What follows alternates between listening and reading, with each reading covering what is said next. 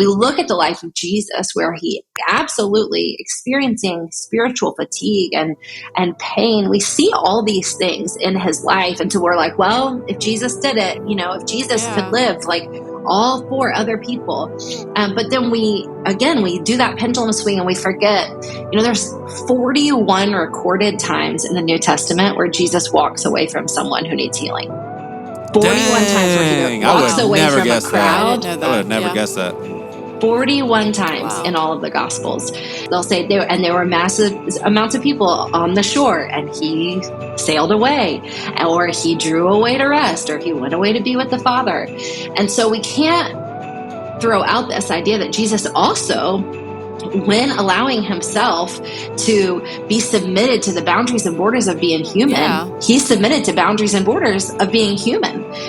He ate, he slept, he rested, he pulled away, even often leaving people with unmet expectations. And so I don't know why we don't also apply that to ministry, but it is true that wherein we do that, and when we do that, we actually say something about our capacity being greater than Jesus's. Just because I don't believe or agree doesn't mean I can't learn from you. Why did you have to bring that up? Okay, that one I'm super embarrassed about. Do you like me? Do I like you? Yeah. As an individual or as a podcast? Just as a person. No, I like you. Okay, cool. Yeah. Cool. And I don't have any interest in appearing to be stronger than I am. I ain't bow to Nebuchadnezzar's statue. He gonna lead. You feel me? How do we love people who see the world differently than we do? What would it look like if we truly loved all of our neighbors? Could listening to their stories be the first step? This is Seacoast Church, and there's way more to talk about.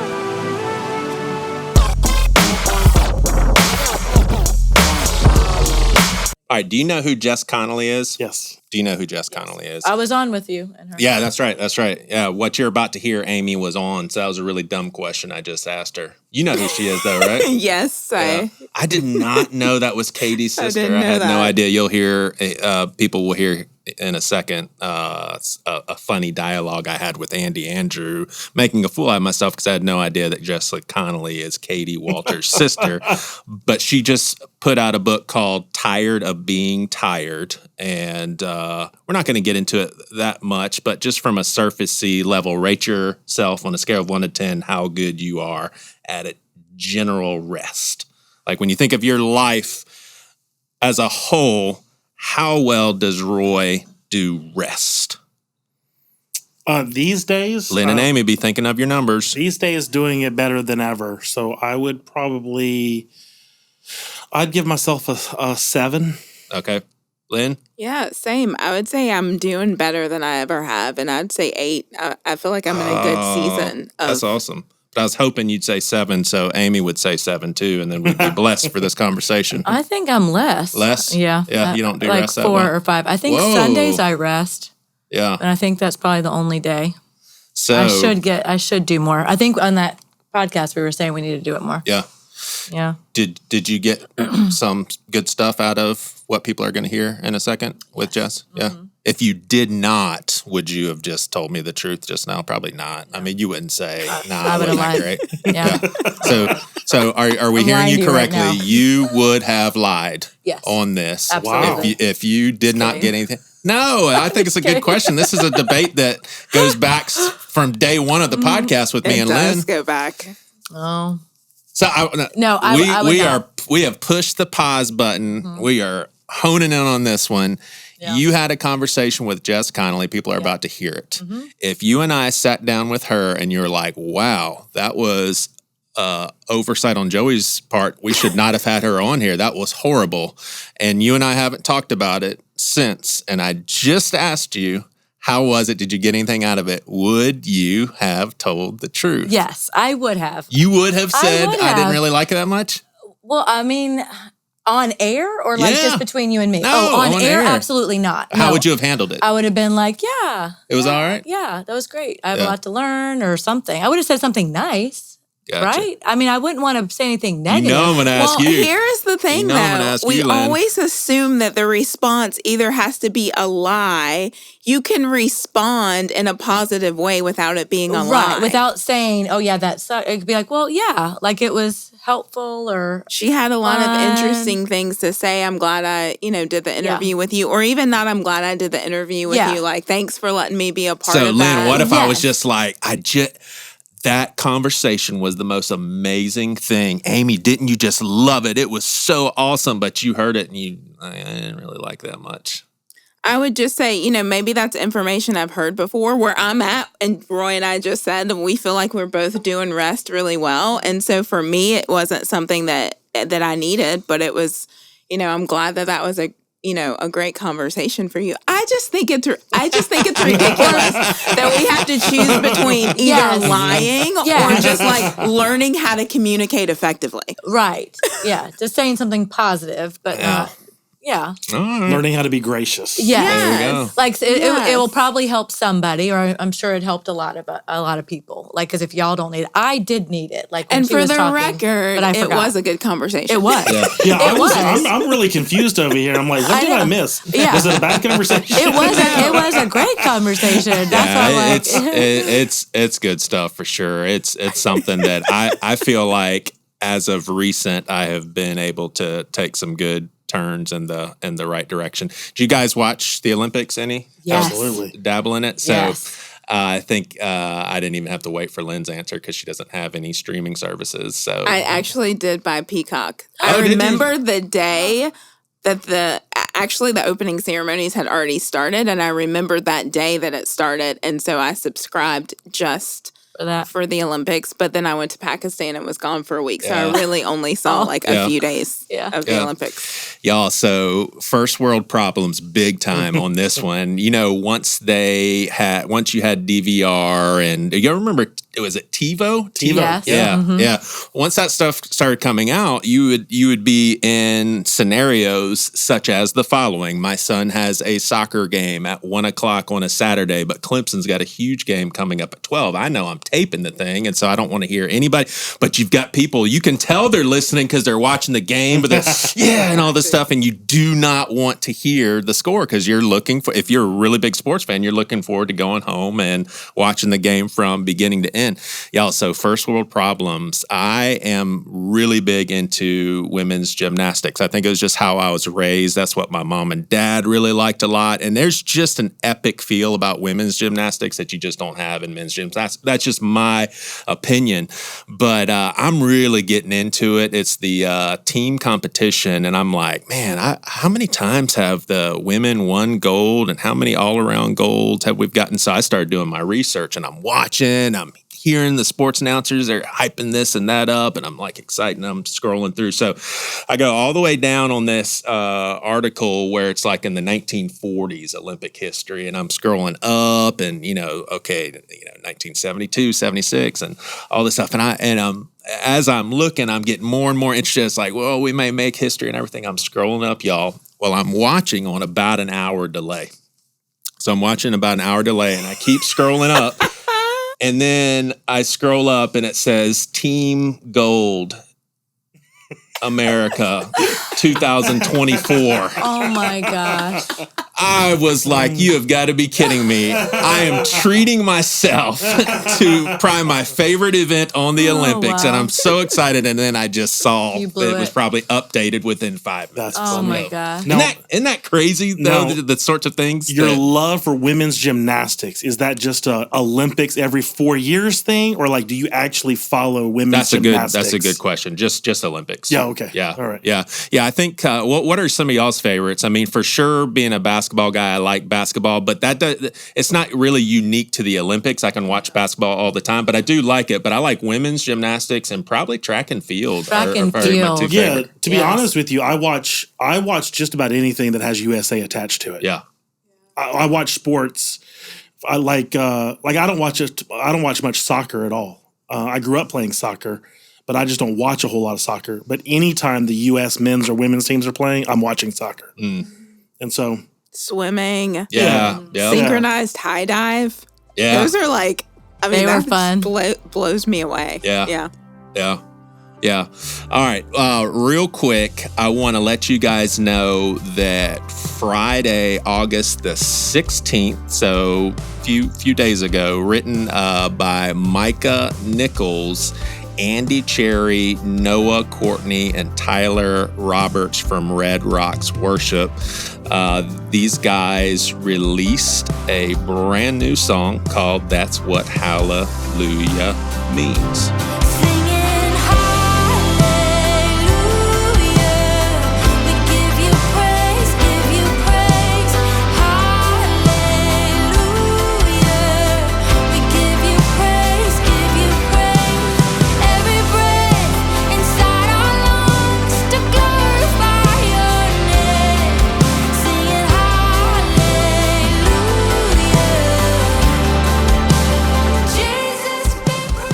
So y'all should go to the show notes and check that out. All right, I've got 3 things that I want to share with you guys before we move into talking about rest and healthy rhythms of life. So we have talked Enneagram before, and I have a 8 wing. Y'all, I pointed to Roy just now because he is an 8. Y'all, I had an absolute horrendous display of 8 that I am so not proud of. All right. So you were talking about a cruise. We had a cruise at the beginning of the summer, and I ended up picking like a business who now I know wasn't that great, but basically they have a little section in the parking garage sectioned off for people to park, and then they will shuttle you onto your cruise. So on the way back, I'm finding out that this company only has like one van that picks you up. So just not a good company. Well, I have blocked out all the details in my head because I don't want to remember. But I remember getting to the parking garage and basically waiting forever. And Priscilla's we're separated. She's somewhere else with the kids. I'm kind of at a place where I can be a little more proactive. This is you're disembarking. We got this is the end of the cruise. Yep. So you're tired. Yep. Oh, thank you, Roy. Very helpful context. You're a little Exactly. I know By that this point, you've already been standing in multiple lines. Thank you, Roy. I just went through it myself, so I'm with you. I'm with you. I'm tracking. Yeah. So the van pulls up, and I go right up to the guy, and I said, "Hey, listen, I've got 6 other people because we brought Rosa's boyfriend. I've got 6 other people, and we all need to get on this van, but I've been here for 45 minutes. I said, hey, some of these people who have just gotten here, I've been here, 45 minutes before. I'm just kind of giving him the lay of the land and everything. And he basically looks at me and he's just like, sorry, you're going to have to wait until the other one. I forgot what his excuse was. I was like, did you not just hear what I said? I said, I've been standing here for about an hour. Some of these people, and I explained to him the situation. He just pretty much ignores me. So I am livid. I mean, I'm sitting there and I'm just about to explode. Well, there's another upset customer that this guy's talking to. And I really didn't time it right. I did interrupt, but I felt bad interrupting. I was immediately like, oh, I'm so sorry. But when the guy walked away from the lady that he was talking to, she dove into me. I mean, basically like, interrupting and all this stuff. And I was talking to the guy. Y'all, we went back and forth, and these words literally came out of my mouth. I literally said, tell us. I really wish you would just stop talking right now. That came out of the mouth of Joey Svendsen. I said, I really wish you would just stop talking right now. And I had an attitude, and she literally was like, I never, but she didn't say that, but it was like that's those sort of sentiments, y'all. I felt so bad. I must have apologized to her about 3 times to where it ended up starting feeling awkward for her. But man, I was so mad. Oh my gosh. So that would be unhealthy 8, right? I mean, because 8 gets a bad rap. Which is funny. So what you're saying is for just a moment, 8 reared its head, but then you immediately went right back to that 9 peacemaker.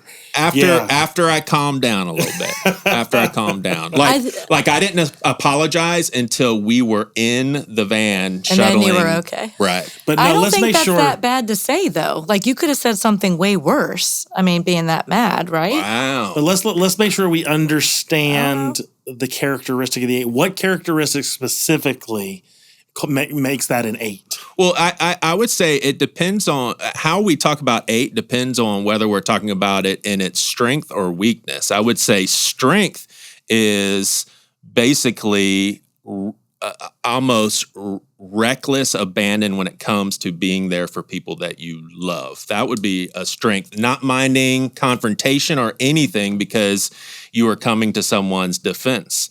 I would say the negative light would be senseless argumentative. Well, so here's where I would just put as an 8. I would push back and say because let's not just say that that all arguments are unhealthy 8s. That's what defines 8. Whatever, and that we're confrontational. Whatever. The thing that you're pointing to is what makes an 8. What a big characteristic of an 8 is justice, fairness. And you, in your mind, you had been waiting for 45 minutes before everybody else got there. And the only fair Not thing... in my mind, it was absolute truth. Well, it's true. It's true. Absolute truth. So the only fair thing is that you and your family would be served first. And that doesn't happen in this world, right? And so you're confronted with that. And so that's where the unhealthy, in a moment of, frustration, tired, hungry, whatever... That's where the unhealthy 8 can come out. But don't forget, it's all based in the same value. It's all based in the same characteristic, and that is that it's a high value for justice and fairness, which, when directed in positive ways, can be a very good thing. So there are a lot of people in the world who are fighting for justice and good causes, and they're doing it in a positive way. But when an 8 gets hungry and tired and whatever, it can certainly come out in a very ugly way. Thanks, man. That was good stuff. You actually really did take serious my message to you guys the other day as far as like preparing and all of that, because you watched Pastor's Kid. I did. Hey, $2.99. Where do I charge the $2.99? Hey, over the summer we had Benjamin Ironside Coppin, I'm pretty sure is how to say his name, and I brought up actually to Roy was on the show when I was talking about it initially, but it's a Christian. He produces movies, and with Christian themes, the movie Pastor's Kid also had language and what would you say, depictions of worldly acts? Like how would we say that sort of thing? I mean, as far as drug use. And, just a lot of, just a very real, raw movie that shows a lot of San Francisco college behavior. Yeah. Was it off-putting to you? What did you think of the movie as a whole? Yeah, we've talked about this. You haven't seen it? I haven't seen it, but I did the interview with them, and that's why I did. Would you watch it out of curiosity, especially having watched? I haven't. No, you wouldn't like it because I know you don't like language. Yeah, and so it was hard for and I don't either. It was hard for me to watch. I don't usually sit through movies with language like that. I probably would have cut it off. Number one, had I not been specifically thinking, I want to be able to be part of this conversation. Number two, I kept holding out. I think there's a redemptive end to this movie, right? And so I'll wait and see how it turns out. But it was interesting. Was there a redemptive end? Well, they left it open-ended intentionally. Left it crazy open-ended. Which I knew, so I was like, I don't have a reason to. If you like, no. So my wife didn't. Seriously, she definitely did not like it. She said that's an hour and a half of my life. I'll never get back. If you like happy endings, if you like nice, neat, tie a bow on it, you'd hate this movie. Okay. And I would say I loved it, and I use that word loosely. Like it's not like my top 10 favorite movies of all time or anything like that. I loved it just because of how unique it was. For me personally, I thought it was refreshing how much of a realness, even though they had to break some Christian rules, and I use that, in quotations, to get there, I thought the realness was refreshing. Yeah. Was refreshing. Yeah. But I would say that it ended in just a very subtle artistic way. It wasn't like a blown ending. It just didn't wrap it up in a bow. No, it's like it was like a choose your own adventure ending. Yeah. You're left to fill in what you think happens at the end, which I don't know. Can we play? I don't know. Is that too much of a spoiler alert? I'd love to know what you think the ending. What was the meaning of the ending? See, I felt like, and I would love to watch it over again before speaking on it, but I felt like it was clear that something had been jolted in her head as far as some sort of revelatory, is that, am I saying that? Revelationatory? Yeah. And for me, it was pretty suggestive that there were bluer skies ahead because of that interruption in her life as far as like, oh, wow, God maybe loves me. So yes. And again, I apologize. Spoiler alert. If this would be a great time to turn the volume off if you don't want to hear this. Anyway, but the movie ends. She has this moment where, yes, it definitely appears like she's having a redemptive God encounter.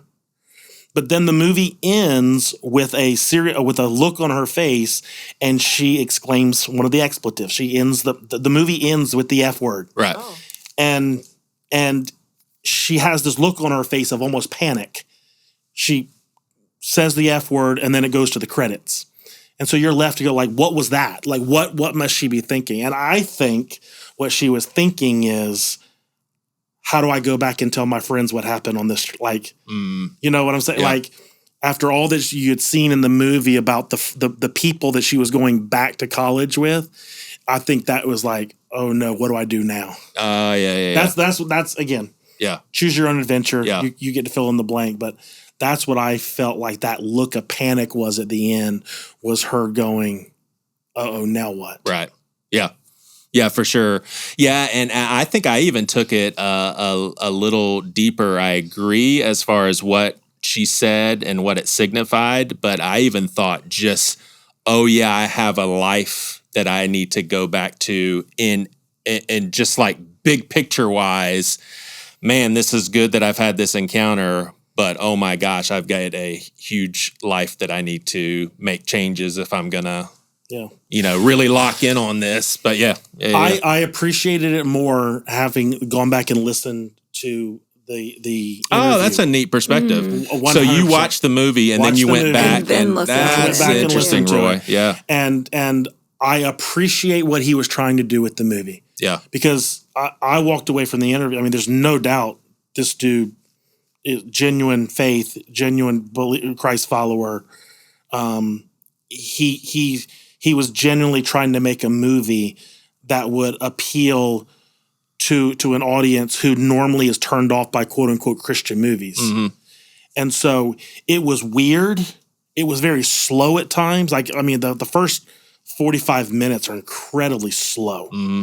And it's very different. It's not a whole lot of like narrative content, but I appreciated it a lot more having heard his perspective on what he was trying to do. And at the end of the day, I think it's a movie. I think it's a movie that a segment of the population will really love, and it'll speak to them.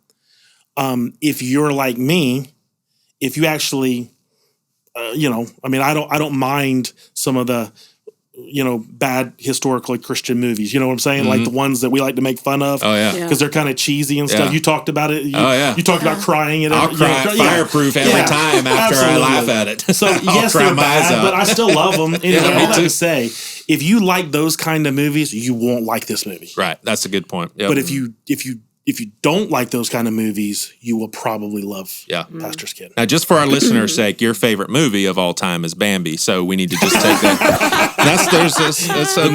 The Notebook. Just watched it again last week. Did you really? Absolutely. I told you I'm a romantic, rom-com preferred, but that's cool. That's cool. All right, we're about to get to Pastor Jess here. Do you, Lynn or Amy, do y'all have anything y'all wanted to say about that? Because I'm going to take a risk and bring something up that would probably merit a lot of talking, but I'm going to try to put some pressure on. All right, so I want to talk Southern gentlemanness. I tried to put that into a noun. I don't know if it worked or not. It did? Nice. I bought it. All right. So at an 8th grade graduation today, and it's weird because for a while I was thinking maybe this is not even a gender thing. Maybe this is an age thing. But the school auditorium was absolutely jam-packed. There is no way everybody is going to be seated. So I was looking around and I was seeing, for me, this is where the Southern gentleman concept comes in. For me, it's women, children, and elderly. However, so I'm seeing a lot of women and children and elderly people standing up. Where the gender thing goes down the drain is, for me, it focuses in on the older people. It's like there's no reason why a bunch of old people need to be standing right now, because they even told us up front, this is a long ceremony. All the kids are going to perform there. So we're going to be sitting there for about 2 hours. Well, I don't think I flipped into judge mode, but I could get there for sure, because I'm sitting around. I'm like, it is obvious there's tons of people standing up.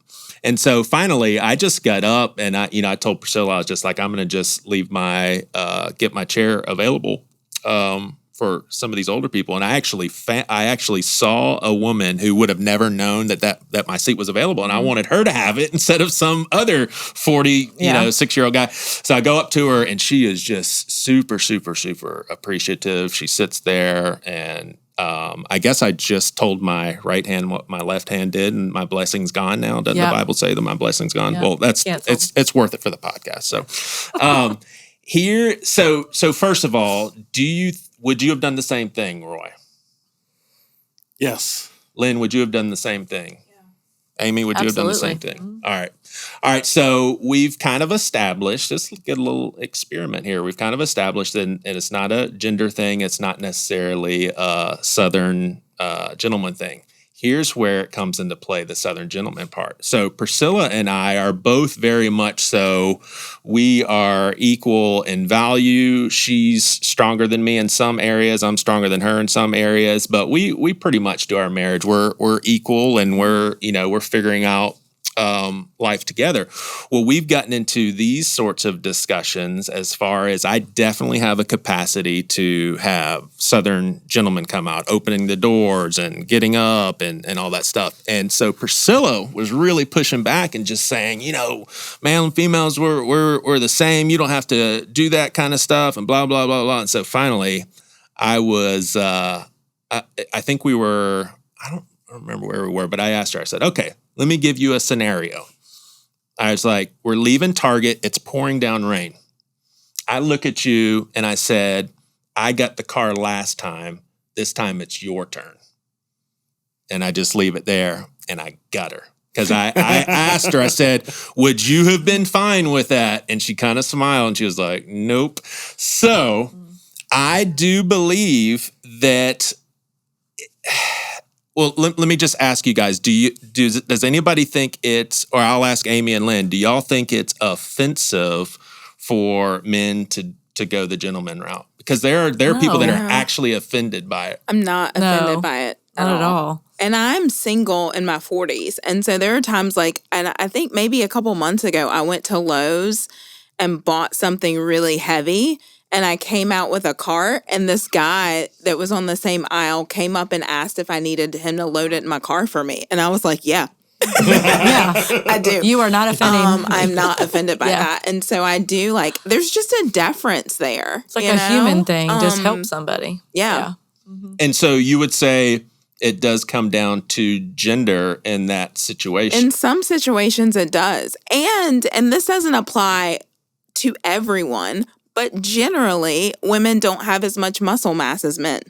And so, it was I was going to struggle to get it in my car. It would have happened, but it was a lot easier for him to do it. Right. So why am I going to be offended by that? Mm-hmm. Right. Hurt yourself. Yeah. For nothing. Yeah. I agree. Yeah. Yeah. Now, do you put a significant price tag on Southern gentlemanness? What about? All right, Lee grew up in Charlotte, right? Mm-hmm. So that's the South. Yeah. Would you say that he has demonstrated a pretty significant gentleman approach to life when it comes to y'all's relationship? Because some people don't, and and it doesn't make them a bad person. They're a really good husband, but they just may not click that way as far as opening the door and all that kind of stuff. We don't do opening doors. I mean, if whoever's there first, like we kind of just do that. But definitely if it's something heavy. Sometimes he just makes fun of me. He's like, you should be strong enough to pick that up. I'm like, Lee, can you help me, please? But no, yeah, he does it when he definitely is someone that would get up out of his chair. Like when we were traveling and there was like a subway or something that I can't remember where we were at. And he definitely stood up and gave his seat away to somebody else. And he was like a pregnant woman, So yeah, he has those qualities for sure. Is it a given that you guys exit Target and it's pouring down rain? Is there even a thought that he's going to go get the car? Absolutely. There is a thought. Sometimes we just like running in it if it's fun. Yeah. I mean, if it's like a light rain, like it's just fun just all go. So it is a given that would be Lee. Yeah, he would be like, all right, I'm going to go get the car. Yeah. You absolutely. And Angie, same thing? Oh, 100%, yeah. How would you feel if you were hanging out with a guy that you were remotely interested in and he didn't get the car? Yeah, and he's just rain? like, it's just pouring down. Do you mind going to get it? Yes, that's a huge flaw. I mean, and when you think about it, it's like little things. It sounds silly, but little things like that. It's like if you don't want to even sacrifice for this. Yeah. Then be like, I'll go get the car, but I ain't coming to pick you up. Yes, there you go. Yeah. Driving off without you. Yeah.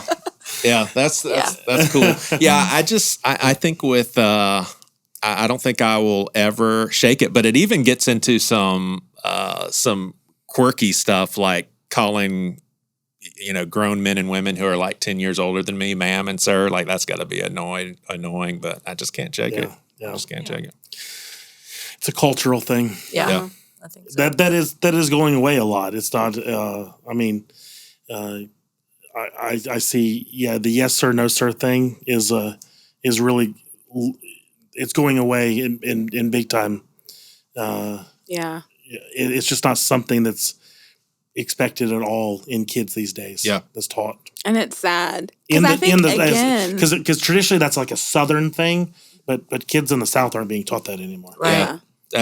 Yeah. When I was a school teacher, I had to be very careful of how I treated the whole sir and ma'am thing, because if I paired it with disrespect, it would not be a fair thing, because I had kids from like New York City, for instance, and they just didn't do that. So for them, it wasn't a disrespectful thing. It was just like, we don't say that.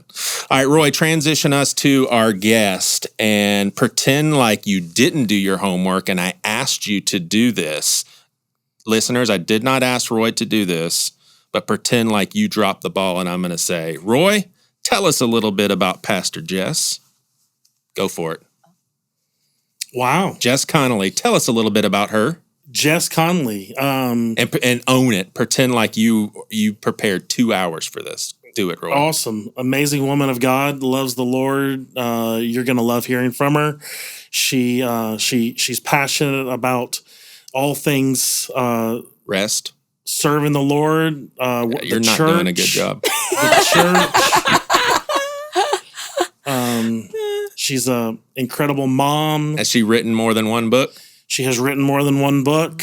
Yep. Where's her church based out of? Downtown Charleston. What's it called? Nice.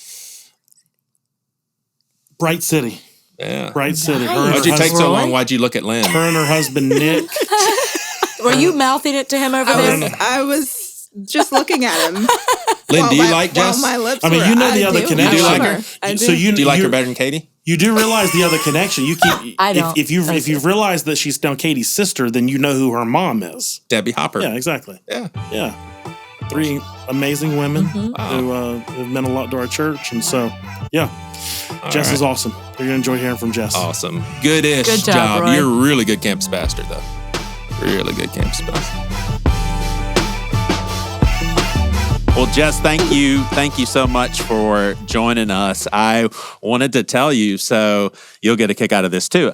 I've known about you. I've known you, but I think from my perspective, it was Katie's sister. I don't know if I ever really slowed down and remembered your name. And so I was looking through Instagram, and I'm constantly on the hunt for good podcast guests. And so I reach out to Andy Andrew, who I would assume you're familiar with. She's been around Seacoast here for a while. And I text her and I was like, hey, do you know Jess Connolly? And I was like, I'm thinking she wrote this book. I think it'd be great material for Seacoast. And she texted me back. She's like, well, yeah. And I said, okay, cool. Do you think you could put me in touch with her? And she's like, okay. And she was just kind of texting back a little bit different than the normal Andy Andrew. And so then I'm looking at pictures on your Instagram. I'm like, oh, that's Katie's sister. No wonder Andy was like, why don't you just text Katie? So funny.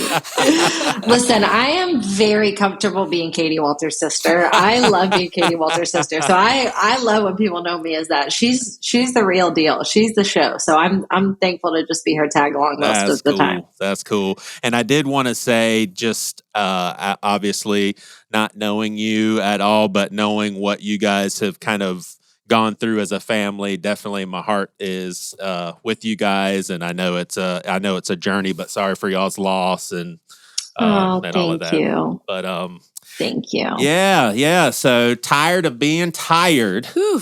I'm already tired. Let's take a nap. So for our listeners, receive God's realistic rest for your soul-deep exhaustion. And then in parentheses, is this a part of the book title? Includes rhythms and reflections for fatigued women to experience the abundant life God intended. What landed this book idea? Was it a specific thing that happened in your life that you're just like, man, I learned a lot, I'm going to write a book? Or how did this book idea come about? Yeah, I mean, I am not, unfortunately, one of those authors that gets to write usually from a place of victory.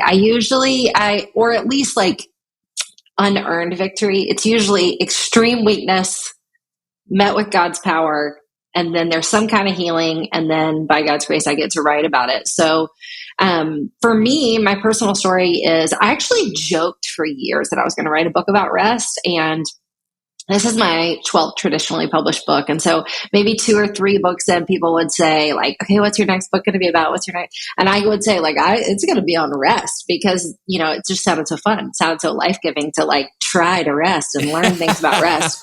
The idea just sounds wonderful. Yeah, we all want to know. It just sounds great. That's what I want to be an expert at.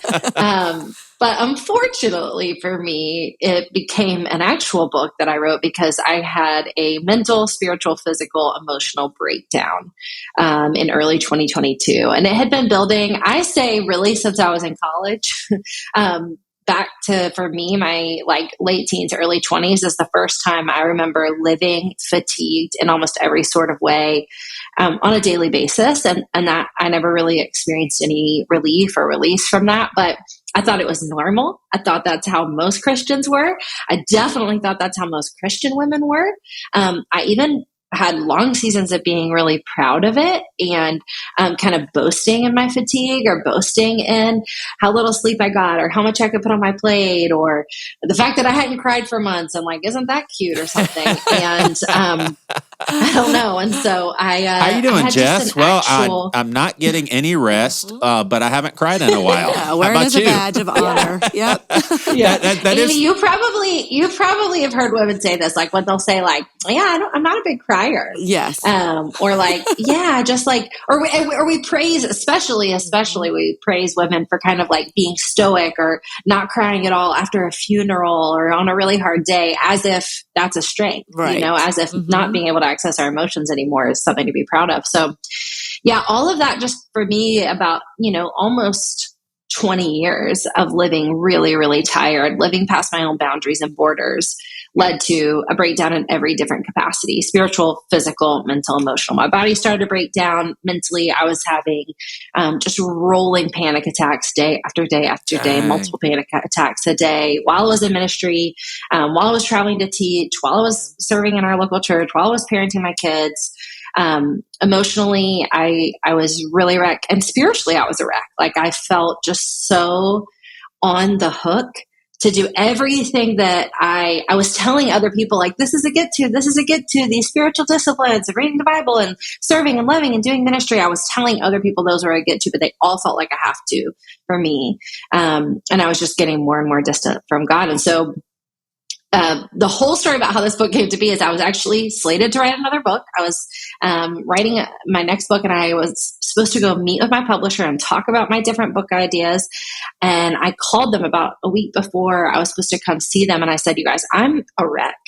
I'm not sleeping. I'm struggling with insomnia. I'm having extreme panic attacks. My autoimmune disease is flaring up. My husband had actually just effectively fired me from our church. He was like, you cannot be on staff anymore. You need to stay home and just and heal.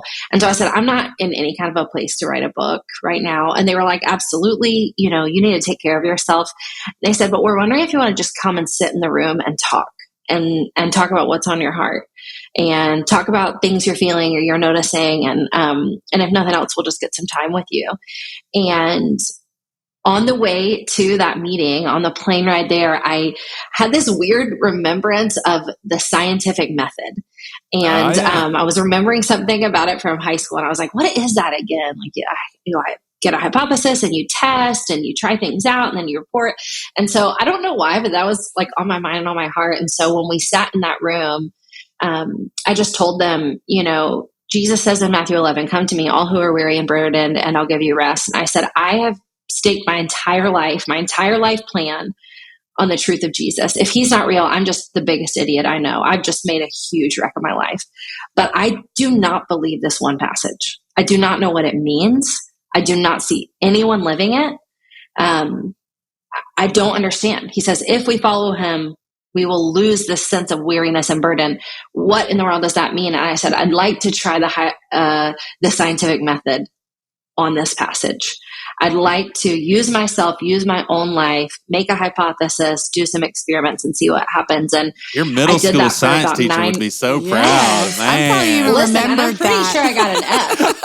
I'm pretty sure I did not pass any of those middle school science classes. This would be a great science. About 8 or 9 months. This would be a great weird science project for a middle schooler to put together, but it's a great one for an adult. I'm impressed. Yeah. So that's really what led to me writing the whole book. Wow. Yeah. Wow. Yeah. There's so much here. Anytime I hear of, you use the word breakdown, I guess from a kindred spirit standpoint, I always want to mention I experienced the same thing. I would call mine a mental health crisis in 2019 that took me out of commission, honestly, from my work, and experienced suicidal thoughts for a few days and everything. So it's something that I can look back on and be like, man, I am a new person. And, that's something that happened. But man, talk about a dark place. Yes. I'm curious with ministry, I can kind of like go through this narrative in my head. And I think when we are excited about hope that we found and we believe so deeply in Jesus as our Savior, I think that sometimes we get tripped up because it's like, well, this is a work and this is a calling that's worth being tired for, and it's worth sacrificing everything. And you even mentioned it's something to even be proud of that I'm tired because, hey, it's for the sake of the gospel sort of thing. I mean, was there ever a part in this journey and what you've learned? And obviously I want to get into a lot of the stuff in your book where God had to free you from that whole, I guess, I would call it a lie from the enemy or that we create, that ministry is a good reason to be super tired and unbalanced and unhealthy. Yeah. I mean, I would say there wasn't a point. There were a million points. Yeah. And that is still a work that is happening in me today. Absolutely. And I think what's interesting is one reason I think a lot of us avoid rest, and a lot of us in ministry avoid rest, is that we're just really not good at, we're not good at nuance. So we are really great at a pendulum swing of like one to the other. And in doing that, we often throw the baby out with the bathwater. And so we look at the life of Jesus, where he absolutely, probably experienced extreme physical exhaustion. We see him experiencing extreme, even emotional anguish and exhaustion, like, for example, the Garden of Gethsemane. We see him wrestling with his Father, even though he had perfect communion with him. We see him tormented by demonic spirits, like absolutely experiencing spiritual fatigue and pain. We see all these things in his life. And so we're like, well, if Jesus did it, if Jesus could live like all for other people. But then we do that pendulum swing and we forget, there's 41 recorded times in the New Testament where Jesus walks away from someone who needs healing. 41 times where he walks away from a crowd. I would have never guessed that. 41 times in all of the Gospels. And once you start to see it, you can't not see it. Like they'll say there were massive amounts of people on the shore, and he sailed away, or he drew away to rest, or he went away to be with the Father. And so we can't throw out this idea that Jesus also, when allowing himself to be submitted to the boundaries and borders of being human, he submitted to boundaries and borders of being human. He ate, he slept, he rested, he pulled away, he spent time to be with his Father, even though he had perfect communion with him, even often leaving people with unmet expectations. And so I don't know why we don't also apply that to ministry. But it is true that wherein we do that, and when we do that, we actually say something about our capacity being greater than Jesus's. And our needs and our physical needs being maybe less than his, but I think the real reason why we do it is messy, because it's mixed up with beautiful desire to serve people, to serve God, to be about the good and the glory, the good of others and his glory. But it's also really mixed up with pride. And it's really mixed up with a perception that we want people to have of us. And so I notice that when we start to kind of unravel and unwrap the pride out of that desire, we'll realize a lot of times being about the good of others and the glory of God will still mean us taking care of our minds, our spirits, our bodies, and our emotions, so that for the long haul, we can still be about his glory. So we can still live lives of extravagant and abundant mission, oftentimes ignoring our boundaries and borders to go above and beyond for the good of others. But I think it's hard because it's all mixed up in there with also just some pride. Yeah, I don't struggle with pride at all. No, me either. So sorry that you do. Obviously. Anyway, right. Pride's in the past. Amy, if I asked you, how do you do with rest? How would you answer that question? I don't do it very well. I don't do it enough. I'm the type, I think even just from growing up, my dad was always a busy bee. Every time I even call him now, it's he's picking up sticks. Picking up sticks in his yard. I'm like, what? It's just in us. I don't know. So I feel like there's always something I should be doing. When I do finally allow myself, usually Sunday afternoons, to take a nap and just shut everything off, not worrying about dinner or kids or anything like that, what's going on. It's so beautiful. And I'm like, why don't I do this more? But then you wake up Monday morning and it's all the things, and you're trying to get it all done. And as soon as you think you have it planned out, something else gets added to the mix. And I don't know. Well, let's go around and give a snapshot of current life scenario that we're in. So we have 4 kids, 2 middle schoolers, actually 2 high schoolers now, a middle schooler, and then a girl that just graduated going into cosmetology school. And then my wife and I are both full-time, and then also pick up extra work. So I would say we're a relatively busy family. How would you describe so Lee and I are both full-time. We homeschool our kids. They're all in sports. They all work at Chick-fil-A, so transporting there. I also have, I'm his dad's admin for his ministry. I'm an admin for a real estate guy. And so it's all these little side jobs. and then just trying to stay healthy and do the things. We have a dog, take care of all of that, the house, the clean, cook. I suck at cooking, so it takes me extra longer to do all the things. I got some good crock pot. I make sourdough now, though. So that's a fun thing, though. That's therapeutic. I've been doing it a few years ago, but I picked it back up. But that's a fun process, so I don't take that as work. But yeah, just all those things, shuffling people around and work. All right, Pastor Jess, how about you? Snapshot of your life situation, life scenario. I've got 4 kiddos, 3 teenagers, 1 tween. I'm feeling you on the work. Even when your kids have a job, you forget that means you now have a job, and your job is driving them to their job and making sure their uniforms are clean. They got their shoes. They got their name tag. That's been so fun. Yes. I love that part. I love that part of this. My husband and I lead Bright City Church here in downtown Charleston, which we planted about 10 and a half years ago. I run a small business called Go and Tell Gals, where we coach women in their callings. I also write books, and I travel to teach. And same, like I'm with you, Amy, like staying healthy, I feel like is 30% of my life, I mean, fitting in workouts and meal prep and taking care of the things. So, it's full. There's some stuff on the plate. Yeah. Yeah. All right. So I've got one general question about the purpose of the book, and then I would love just to dive into a bunch of different theological, practical, and just go at tons of different angles. Tell us how to fix us. Yeah, yes. Fix us. Give us if you don't fix us during this conversation, I'm going to question why we even had you on here. Read it, so. Great, done. That's doable in the next 30 minutes. Great. I got this. Go. But how? Why'd you write the book from a perspective of when someone reads it after they're done? What's your prayer that they walk away with extra in their head to go off of? Yeah. I love that question. I think that is the question. And honestly, for all of my books, I have the exact same answer with like a tiny different flavor on it. My best case scenario when someone reads one of my books, I think the beauty of long form writing is it gives you all of those pages to think. I don't necessarily consider myself like an amazing teacher. I love to write. I love to communicate with the written word, but I don't want someone to finish the book and think like, wow, that was really beautiful writing.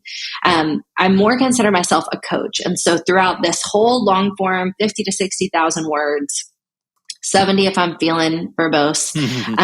I want them to feel coached. And my ultimate goal is that they feel equipped to hear from God about this issue in their life. That's my goal for every single one of my books. I want them to hear from God. He's a much better communicator than I am, so he'll give them actual insight about their life, their plan, their needs, their desires. And I think any author that sets out to say, like, I'm going to tell you exactly what your problem is and exactly what the solution is it's obtuse. Like everybody has such varied lives.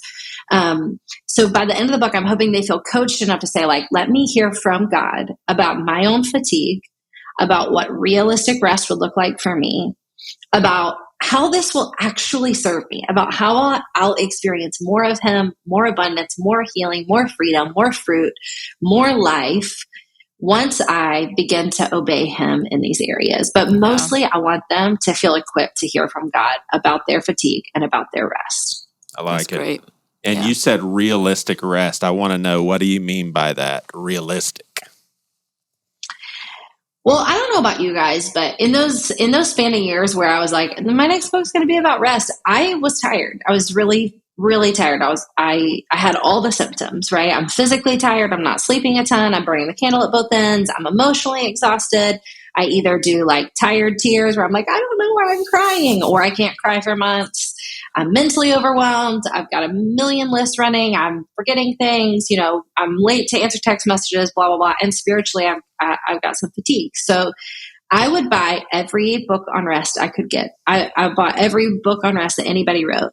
And the biggest pain point for me is that I would get to the end of most of those books and I would think, must be nice. Must be nice. Right. You don't know what I have on my plate. Yeah, I can't do that. That doesn't work for me. Yeah. Yeah. And like, I can't go to a silent retreat. I cannot just quit my job. I have 5 employees who depend on my income. I have a family that depends on my income. I can't just stop showing up for people at my church, and I don't want to. I can't just disappear for 3 months. That's not the season of life we're in. I can't stop loving my kids. I can't stop making their foods. And if that's how I feel at the end of reading a book on rest, my word, how does a single mom feel? How does a college student or a grad student feel? How do all these different characteristics of people feel if they get to the end of it and they're like, literally must be nice. I'll never forget one of the books I read on rest, which I will not name. One of the suggestions was like, if you really want to experience like true rest, get in the slowest line at the grocery store. It'll help you develop patience and peace. And if you just get in the longest line at the grocery store, I'm not doing it. Tell us after the podcast, please write it down. I'll tell you in the after chat. the podcast. And I thought, are you kidding me? You have never been to a grocery store with kids. You have never.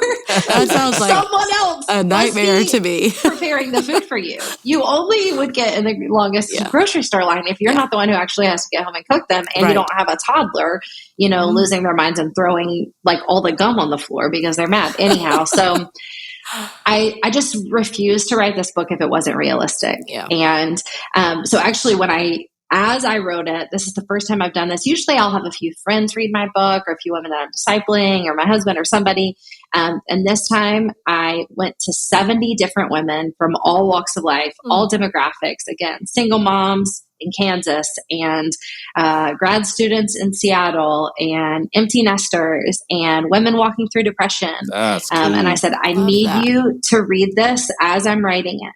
And if it is not applicable, if it is not helpful, if it feels unrelatable, you have to tell me. And they did.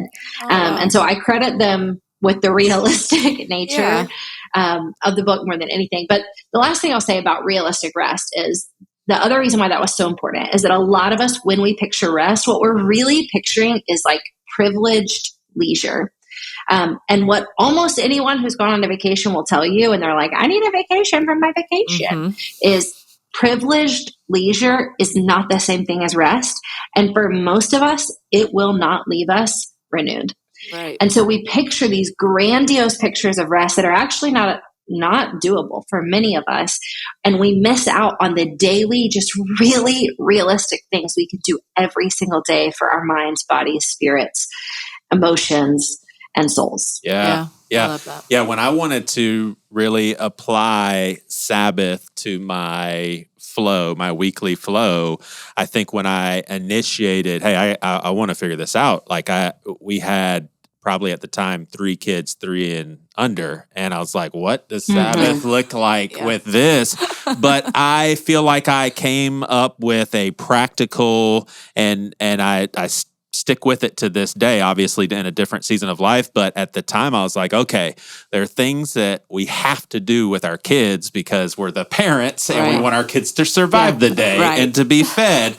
But anything that can wait on this day is going to wait. In other words, I'm not going to feel like I need to check things off my to-do list or get stuff done. What needs to get done for the kids and just the general day-to-day tasks, okay, but nothing in addition. And that was a huge mental break for me to be like, I don't have to be productive today. Like, see, I'm not I can't do that, You and can't I do that. cannot do that. Like I need to. So you really do need to be fixed. I do. Big time.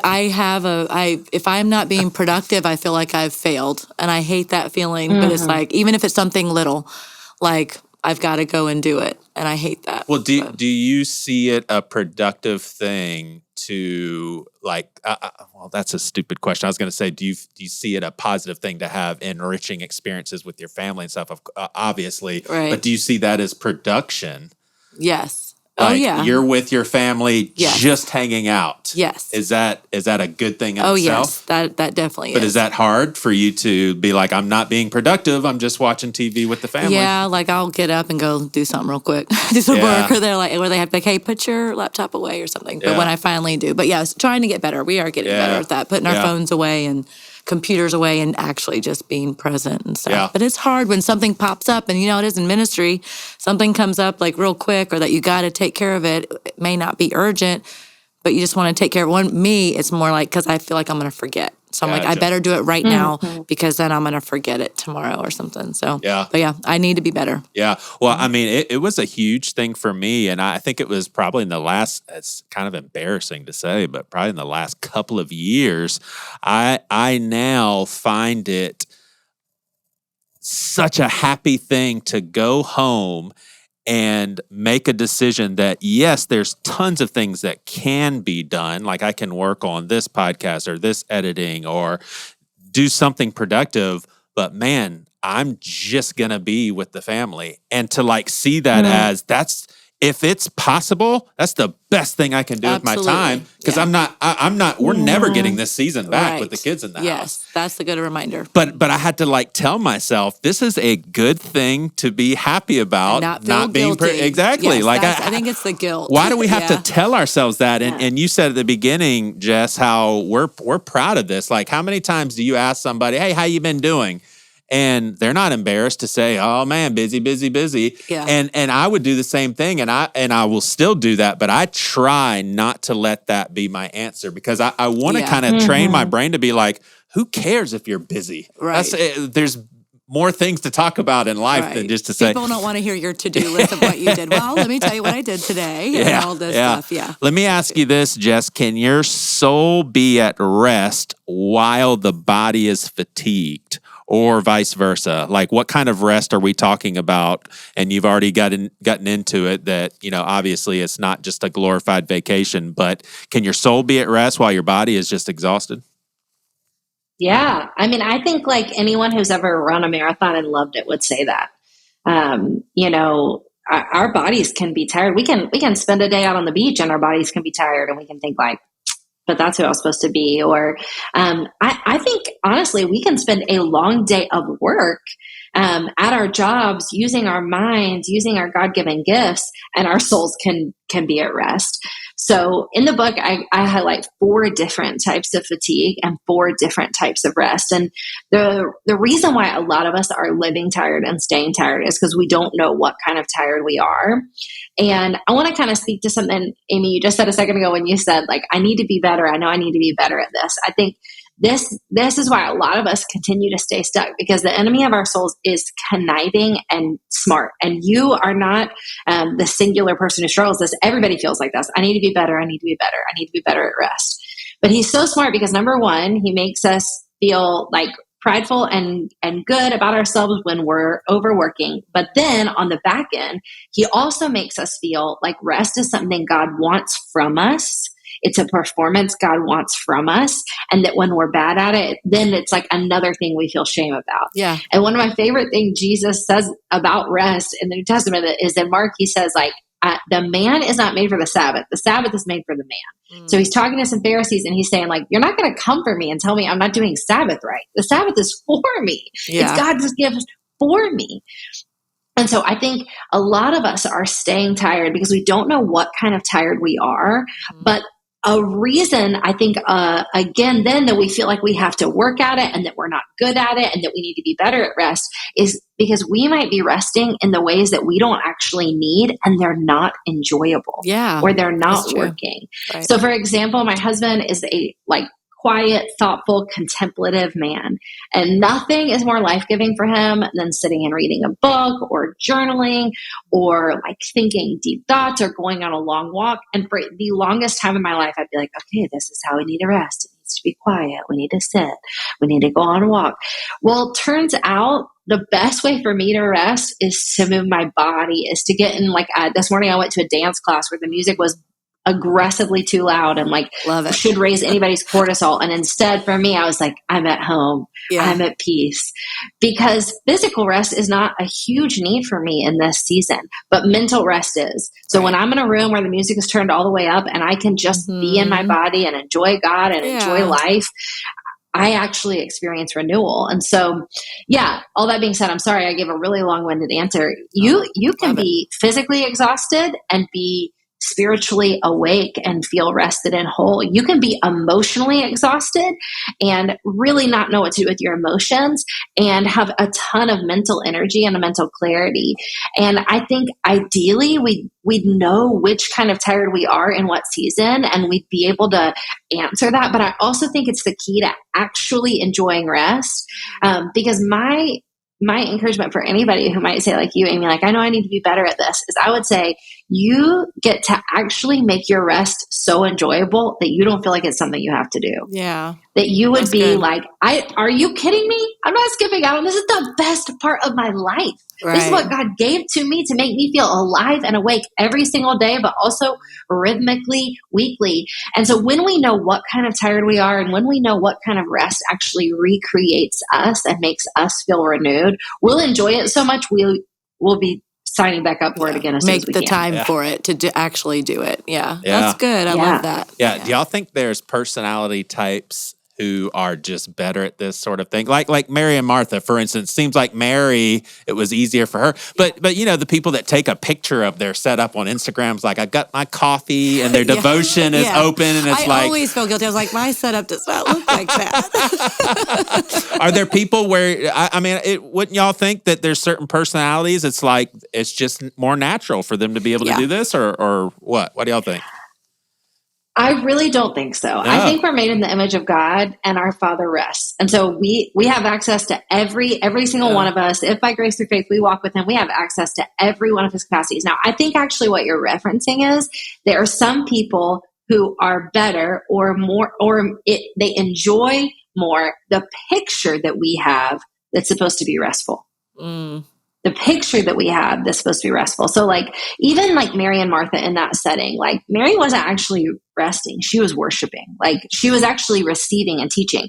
And so that passage is not Jesus correcting Martha for not resting. He's correcting her for not enjoying his presence and his spirit. But I do not like when people villainize Martha, because I read that story and I'm like, but also, who was going to sweep? You know what I'm saying? Right. Somebody needed to sweep. Y'all had dirty feet. You're going to be sitting and eating, like, somebody needed to take care of it. What, did she choose the best portion at the exact right time? Maybe not. Maybe she should have paid attention, like, the presence of God is in my house. Let me chill and soak up what I need to. But I really don't think, I think the people who show the good Instagram pictures, or the people who like seem really peaceful, I think this is another way the enemy traps us, is that we're like, they're good at rest. I'm not good at rest. No, you just don't enjoy resting the way they do it, the way that recreates them. So you don't want to do it. That doesn't sound nice to you. Yeah. Well, would you call the book, I think I've pretty much caught on to this, but would you call the book a how-to book? Like, if somebody said, is this kind of a how-to? Because I want to get into some of the scripts for saying no, and strategies for protecting your peace, and what are some of the practices for bringing realistic rest into your daily and weekly rhythm. So there seems to be some pretty practical stuff. How-to book? Yeah, I would say it's more for me like a pathway. I think that when we just tell people how to do something, then that turns to striving for them. And so I think that the pattern that I've most seen helps people actually experience life change is that their mind needs to be changed, and then they need practical tools to live differently, and then they feel differently. So when we're trying to change anything about our life, we're trying to eat healthier, work out more, or do better at our jobs, or be more attentive parents. A lot of times we just start with like, I need to be better. Or a lot of us maybe wait to feel the desire to do those things, but mostly we need our minds changed. So a lot of us are struggling with rest because we don't know biblical truth about rest. We really don't understand its purpose, its context, like how it was formed and given to us, and how we'll be experiencing it in a new heaven and a new earth. So first, there's a lot of theological teaching about rest and about why we need it and the lies that are keeping us from experiencing it. But then there are some really realistic tips, because again, I didn't want anyone closing the book and thinking like, must be nice. I couldn't do that. And there's a lot of tips in there for also drawing in community and getting back on the horse. Because I think the two things that keep us from continually making this shift and change in our life is, number one, nobody around us rests. And so we don't know what to do about that. And then we don't know what to do when we like fall off the wagon and we start striving and working too hard again. Yeah. Amy, let me ask you this. If you let's say you just had a conversation with Lee and you guys talked and you're like, I just feel super, super busy, feel overwhelmed. I got to get through these 2 weeks because I got this and that going on. And the next day I reach out to you and say, hey, I've got a podcast idea and it's going to be like 3 different recordings, but you're the perfect person for it. But we got to get this done like in the next couple of weeks because such and such plans and this and that. And you're like, man, this sounds really cool. Be honest. Like, how do you think you would handle that? Would you have the discipline to be like, Joey?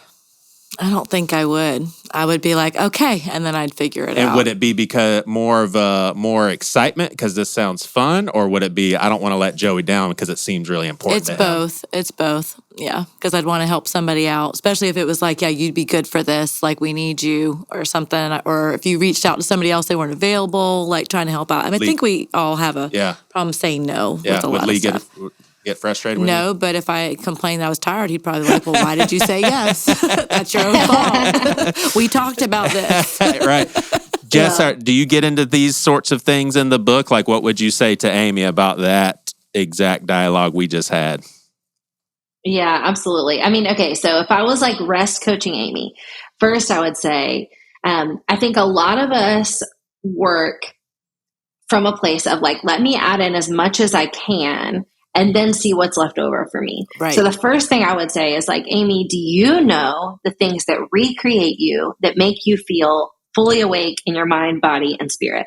And we need to know what those things are specifically for you, the way God made you. And then I would say you have to protect those at all costs. You can't be generous. You can't move past your boundaries and borders. You can't do good work. You can't show up for other people until you protect those. And again, I'm not advocating for like a crazy boundaried, non-missional life. And that's why I love, Joey, when you ask, like, describe your life. Like, my life is very full. I spend it with a lot of different people, serving and showing up and working hard.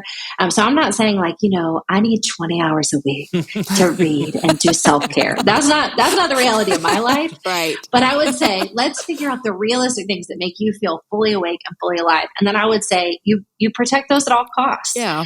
If it's life or death, if it's a huge, big deal, then you can decide when or if you want to forego those boundaries and borders. But I would protect those absolutely at all costs. And so when an opportunity came, if it was taking a moment where you knew I need this space to be recreated, I need this time, or I need this rhythm to take care of myself, to reconnect with the Lord, to reconnect with my family, then I would suggest that you say no. And the great news is the thing that I've learned, again, kind of in this scientific experiment, is me saying no does cost me in the moment, and it does cost that other person in the moment, but there is always abundance that comes from pruning.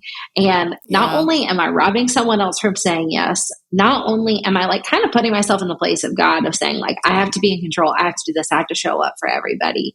But I'm also showing that person like, look, this is how I live past my boundaries and borders. You should do that too. And so then I like continue on this culture of striving and hustling that is not life-giving for me or anybody around me or my kids or the women coming after me. So there's just huge implications to saying yes to things that we don't have the margin for. Right. Yeah. Yeah, I agree. Well, let me ask you, we can wrap this up here, Jess. This has been awesome. And I'm curious. It's kind of a calling question, and just the approach in your book. Like, is it fair to say that you are speaking specifically to women in this book? Is it a book to women? Because these are principles that apply to me as well. Joey, I love that you asked this question. I'll tell you, when I wrote the book, I never assumed that it would be for men. I have predominantly written all my other books to women, for women. But after I wrote it, I started to talk to some men in our church and some different men that I coach, and they were like, "Hey, no one's saying this to us. Like, no one's saying this for us." And so we actually intentionally took any kind of reference to woman or female out of the subtitle. I've never had a subtitle that didn't include something about for the woman. And so I was like, I think we need to take that out of the subtitle. And I will say it's a feminine book. So like the stories are feminine, but I think it will be probably for me one of the last books that I write where I don't include encouragement and insight specifically for men as well. And I wish that I had included in this book at least examples and stories that would be applicable for males. But the principles still absolutely apply. And I don't think men are going to feel like too girled out if they read it. I love it. I love it. Well, tell us, give us the first book that comes to mind. You've written tons of books. Tell our listeners one more book that you wrote. First one that pops in your head. First one that pops in my head is one of my favorite books is Take It Too Far. And it came out in the pandemic, so it doesn't get a lot of airtime. And it's 100 devotionals to take basically the things of God too far, to take generosity too far, to take faithfulness too far, to take worship too far. And I am an Enneagram 8 myself. And so I say it's like an Enneagram 8 fever dream. Like it's like, like, let's just do it. Let's do it so big. You want to, let's end this here, Jess. If you had to guess, what would you guess our Enneagram numbers are? And I can tell you that they're the same. Okay. And of course, you've just talked to the same. What's that? I said them being the same is interesting. Okay, I'm going to say my first guess is 4. 4. And you're a 9, right? No, you didn't know what I was? I'm a 9. I thought she was a 9. No, I'm a 7. 7. Okay. Totally wrong. Okay. I can see both 9 and 7. Wing 8 is what I was. Yeah, I want to get some of her 8 out before we let her go. How do we do it? I love it. Hey, thank you so much. It's good to meet you. Did you you're older sister to Katie? Are you the older sister? No, I'm the younger. You're younger. I'm actually the younger. You're younger. Yeah. And y'all have how many siblings total? We have one more sister. Gotcha. So it's just the 3 of us girls. Gotcha. Yeah. Awesome. Well, thank you so much for your time. Yeah, so nice to meet you. Thank you guys. Bless y'all. Yeah. It was a joy being on. Thank you for having me. See you in person one time, hopefully soon. I know. Hopefully soon. Bye, y'all. Bye. Awesome. Bye. You've been listening to the Things You Won't Hear on Sunday Seacoast podcast. In the show notes, you'll see a link to our Facebook group page. Also, we'd love for you to consider subscribing so you get these episodes downloaded right when they come out. Thanks so much for listening.